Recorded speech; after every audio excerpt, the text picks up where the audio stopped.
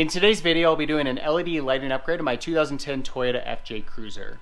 If you guys are regulars on the channel, you'll know that I'm a huge fan of LED lighting upgrades. I've done a number of upgrades on the FJ Cruiser, as well as on my 4Runner and my Tacoma. They're a pretty inexpensive way to not only improve the look of your vehicle, but also to improve the functionality. The stock headlights on the FJ Cruiser in particular are very poor in terms of the overall light quality and output, and so the LED lighting upgrade is great not only from an appearance standpoint, but also just from a safety standpoint, so that you can see the road in front of you much clearer than you can in stock form. Now, the lights that we're going to be using for today's video are from Lasfit. This is a brand that I've used on all three Toyotas now, and I've really come to like their products, and so they were my go-to when it came to looking for a set of bulbs to upgrade on the FJ Cruiser. These are a plug-and-play solution. There is a little bit of trimming required. I'll get to that shortly, but wanted to give you a quick side-by-side comparison here. This would be your stock halogen bulb, and then we've got the Lasfit LED bulb, and you'll see that the connection is the same on both, and likewise this little metal housing here is the same as we've got on the LED. Give you a quick look at our stock bulb here. Obviously it's got more of a yellowish tint to it as opposed to the more blue color or clear color that we get with the LED. So I really like that light quality, not to mention it is much brighter. You will hear a little whirring sound, and that is unfortunately because these bulbs do have a little fan, so it's an important piece because it basically cools the light bulb, makes it last longer long term, but you do hear that fan noise when the headlights are on. The good thing is most of the time when your headlights are on, you're sitting inside of the vehicle driving down the road, and that noise is not going to bother you because you're not going to hear it. First of all, you want to give the headlight a chance to cool off, and then just around on the back side, we've got a wire coming in with a little rubber cover. I'll give you a look at that in just a second. We're going to disconnect that wire and pull off the cover. Okay, so our first step here is to disconnect our wire. So we're just going to grab onto this and gently pull backward. That's what our connection looks like. Pull this aside, and then this rubber cover here, we're just going to gently pull that off. Next, we've got this little bracket type thing that is on either side of the bulb. We're just going to kind of gently pull that back out of the way, and then we can grab our bulb out.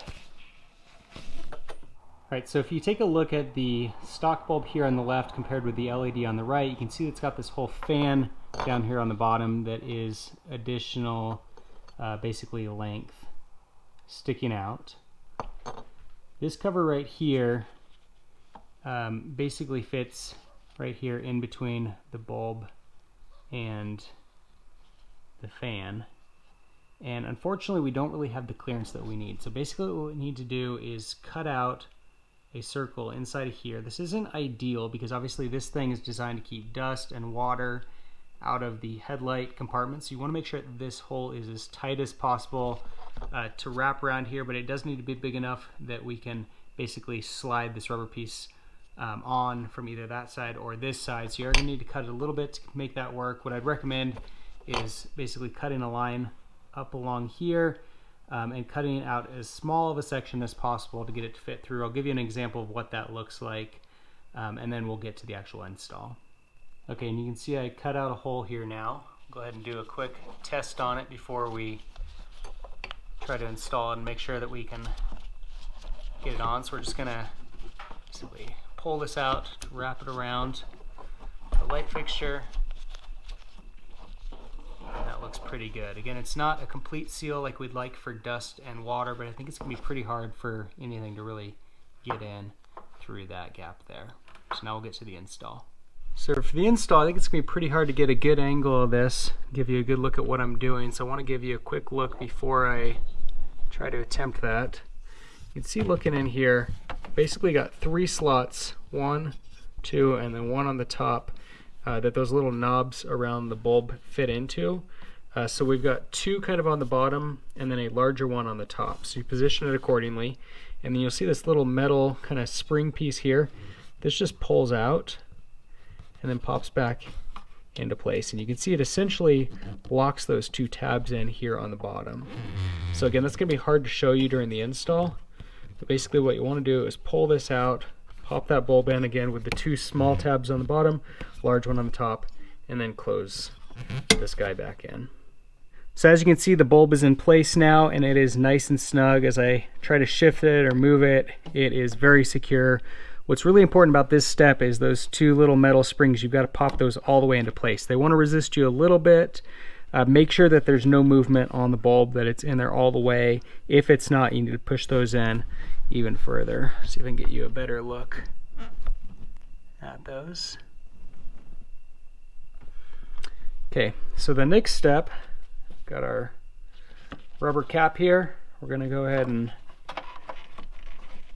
feed our wire through that hole that we made, and then I'm going to need two hands to pop this on, but basically we're just going to squeeze that around the bulb, and then the last step is we'll plug it in. Alright, so I've got the rubber cover on now. One thing I would recommend is taking your finger and around the bulb itself, just kind of push this in and make sure that it's nice and snug. And then also, we want to get as much clearance around this as possible for that to be able to fully cool. Once we've done that, last step is we're just going to take our two electrical connections, pop those into place. Again, I'm going to need two hands for that, but these just connect together very easily. And then I'd also take a zip tie and just kind of connect them together so they don't move around quite so much.